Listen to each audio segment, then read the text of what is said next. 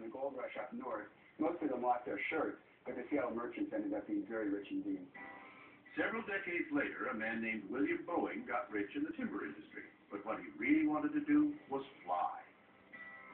Boeing had the idea he wanted to build these flying machines, but he turned to the shipbuilders to actually create them.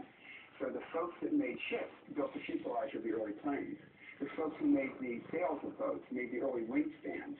And it landed and took off from water. So the maritime traditions of Seattle and our aviation traditions are very closely interlocked. During World War II, the demand for aircraft soared. Existing plants began to operate at full capacity, and new ones needed to be built.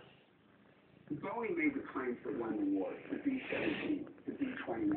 Thousands of these planes were turned out, and they really proved decisive in winning World War II. Thousands of workers came to Washington to take jobs in the aircraft industry, transforming the state. But on May 18, 1980, Washington was to undergo a much different kind of transformation. Mount St. Helens erupted, killing 57 people and reducing hundreds of square miles to wasteland. It looked like it was just a volcanic holocaust going up. Blue lightning started to appear, and because we were west of the mountain, you could see the sun magnify this ash cloud. And as it rose, it looked like it was just going to engulf us. Hurricane of hot gas, ash and rock ripped out the mountainside, and if we had been standing right here watching this explosion, we would have had 43 seconds to live.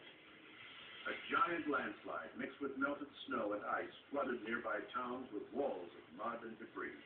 90% of what's missing from the volcano fell off of the mountain in a gigantic landslide.